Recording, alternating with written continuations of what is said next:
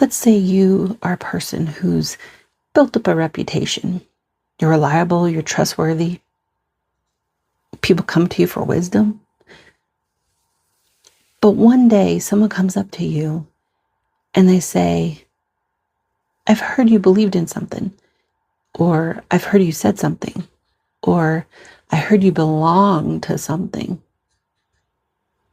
Now, in our immaturity, because no one's perfect, we might respond with, no, I don't believe in that, because we're more afraid of what that person is going to think of us if we said that or belonged to that group or believed that way. So we just backpedal and we're like, no, I don't. I never, I didn't. A wise Christian would be honest and say, yes, I do belong to this, or yes, I have said this, or yes, I do believe in that. But we're not perfect. We mess up. We let our flesh kind of get the best of us sometimes.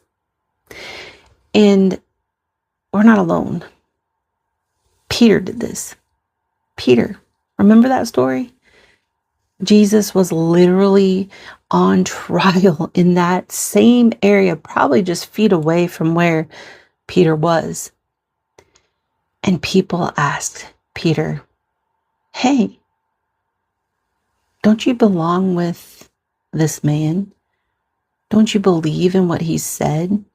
Haven't you even spoken things based off of what you believe in him?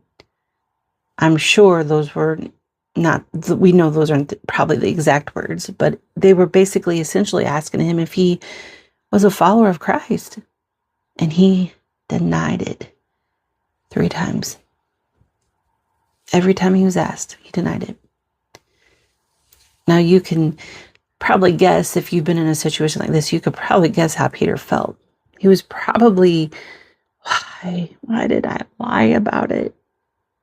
I've built this reputation of being a follower of Christ, and he's done all these amazing things in my life, and I've seen all these miracles, and yet I denied him. I lied. Have you ever been in a situation like that? You've had a good testimony of your walk in front of people, and then you mess up and you lie, or you do that one sin, or that one thing that is sin, or you give in to the temptation and sin. It's a feeling of, now they're never going to listen to me again. They're never going to believe any word that I say or speak. It's a hard place to be in. And man, your mind goes back and forth about what kind of person am I? Here, I claim the love of Christ, and I try to speak truth and wisdom in his ways, and yet I just lied. Not only once, twice, 3 times. I've been there. I can only imagine how Peter felt, because I know how I felt. It's a horrible place to be in. And you feel so, God, why did I do that? But if we read on to Peter's story, there's hope, there's mercy, there's grace. And Jesus gave it first. Now, we don't really know how long after the resurrection, or after even his death. We can assume that Peter probably talked to the other disciples. Maybe they caught wind that Peter had denied Jesus. I don't know. We don't know. But we know that at one point they were all gathered together and Jesus shows up. So Peter was there.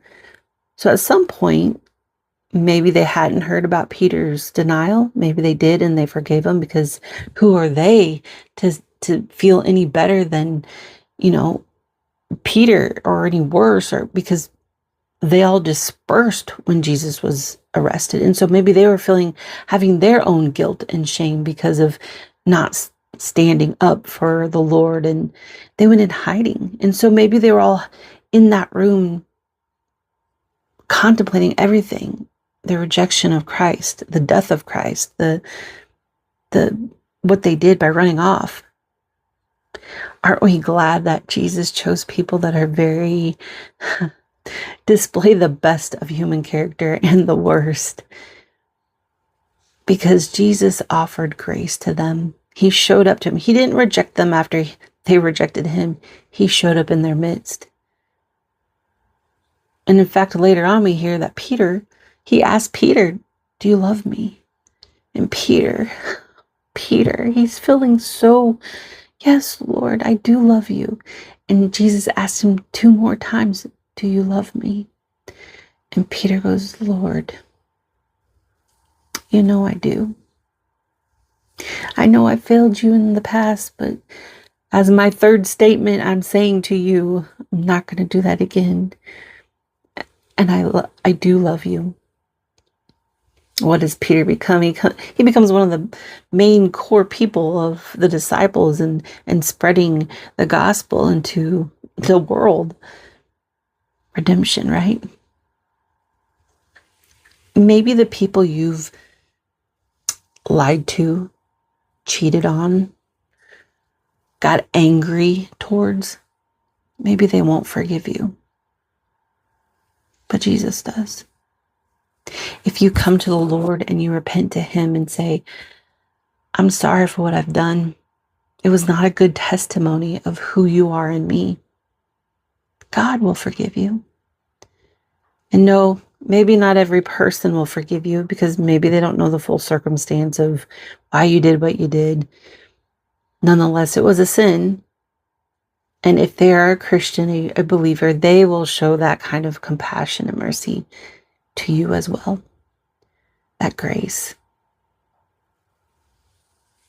So don't feel discouraged. We all fall short. We all mess up. We all need to forgive and show grace and mercy towards others, to ourselves. God knows that we're not perfect, but we got to try to be better, right? How do we try to be better? Seeking God, drawing near to him, loving him, serving others.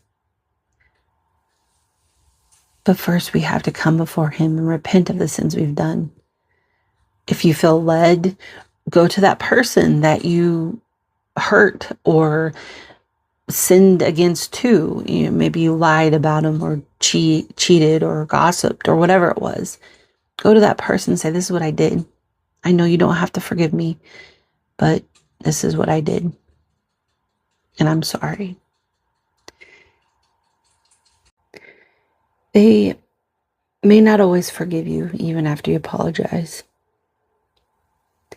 But at least you've done what's right and you've asked for forgiveness. We have to let his spirit guide us, right? We have to try to do what's right. We have to listen to him. The more we listen to him, the better off we're going to be. So forgive. Show grace. Have mercy. Walk humbly before the Lord. Be quick to listen. Slow to speak. Make your words and actions count. If you mess up, repent. Seek God. Listen to his voice. This is Erica's 2 cents. Love God and love others.